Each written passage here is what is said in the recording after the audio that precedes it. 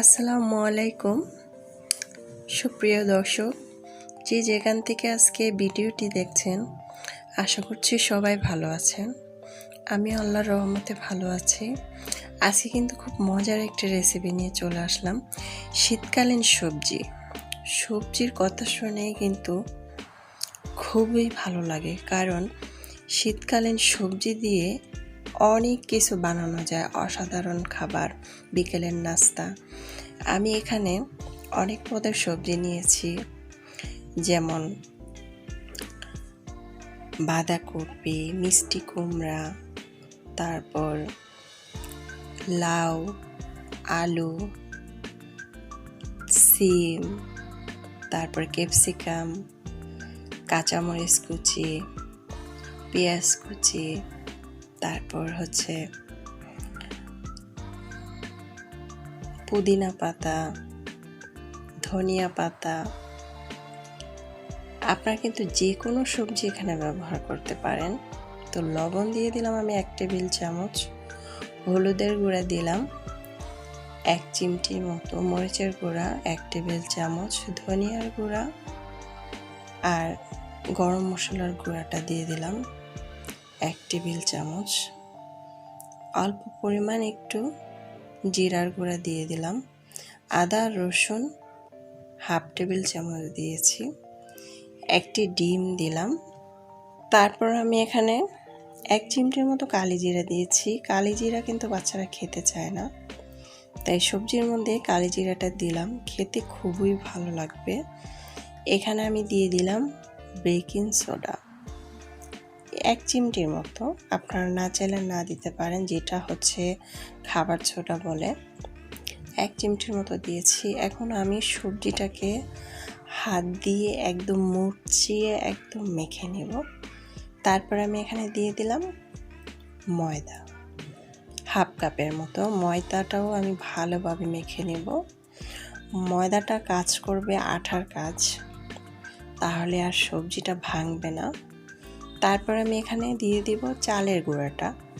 আপনাদের বাসায় যদি চালের গুঁড়া না থাকে তাহলে চালের গুঁড়া দিতে হবে না। চালের গুঁড়াটা দিলে কি হবে, সবজিটা যখন আমি পাকোড়াটা বানাবো তখন ক্রিসমি হবে, খেতে খুবই ভালো লাগবে। তো অনবরত ভালোভাবে নেড়ে এটাকে আমি ভালোভাবে নেড়ে ছেড়ে একদম মাখিয়ে নিচ্ছি। এ পর্যায়ে খুব সুন্দর একটি গ্রান আসতেছে। আমরা কিন্তু সবসময় বাজারে গেলে অনেক পদের সবজি নিয়ে আসি, তাই না? ওখান থেকে একটু একটু করে আমি সব জায়গার থেকে সবজি নিলাম, নিয়ে আমি একটা পাকোড়া বানিয়ে ফেললাম। এতটা যে মজার হয়েছিল পাকোড়াটা, কি বলবো। এটা দিয়ে কিন্তু বিকেলের নাস্তা বানিয়ে খেতে পারেন, অথবা ভাত দিয়ে, গরম গরম ভাত দিয়েও খেতে পারেন। তো তারপরে আমি কি করলাম, চুলায় একটি প্যান বসিয়ে পরিমাণ মতো তেল দিয়ে একটু গরম করে আমি এভাবে করে দিয়ে দিলাম সবগুলো। দেখতেই পাচ্ছেন আমি এক এক করে কিন্তু সবগুলো দিয়ে দিচ্ছি।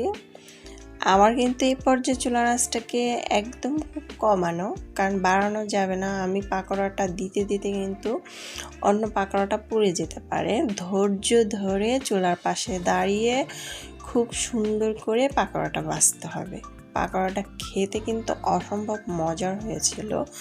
মনে হবে কি আমি চিংড়ি মাছ খাচ্ছি, চিংড়ি ভাজা খাচ্ছি, এতটাই মজা হয়েছিল, কি বলবো। আপনারা বাসায় একদিন বানাবেন, বানিয়ে তারপরে খেয়ে দেখবেন এটা কি সত্যি বলছি না মিথ্যা বলছি।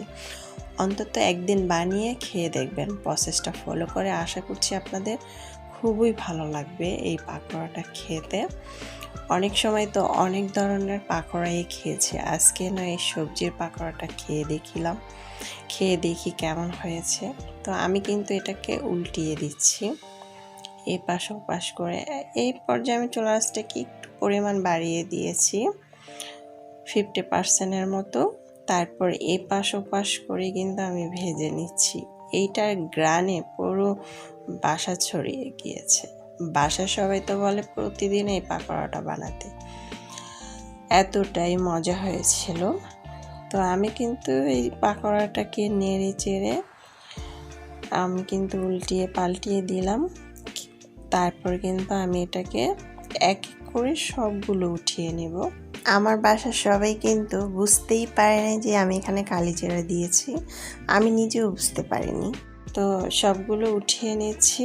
চুলার আঁচটাকে কিন্তু এ পর্যায়ে বাড়ানো যাবে না, পুড়ে যাবে।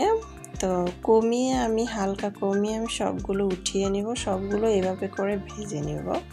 তা আমার কিন্তু সবগুলো ভাজা হয়ে গিয়েছে, দেখতে পাচ্ছেন। মাশাআল্লাহ, দেখতে এতটা সুন্দর হয়েছে, খেতে তো আলহামদুলিল্লাহ এতটা মজার হয়েছিল। বারবার বলছি, আমি তো চুলার পাড়ে 4-5টা খেয়ে ফেলেছি, কি বলবো, সত্য কথা যেটা। খুবই মজা হয়েছিল, তা আমি ভেঙে দেখাচ্ছি। প্রিয় দর্শক, আশা করছি আমার রেসিপিটি আজকে আপনাদের খুবই ভালো লেগেছে। ভালো লাগলে আমার চ্যানেলটাকে সাবস্ক্রাইব করে লাইক দিয়ে পাশে থাকবেন। দর্শক, বেশি বেশি ভালো থাকবেন, খাবার কখনো অপচয় করবেন না। আল্লাহ হাফেজ।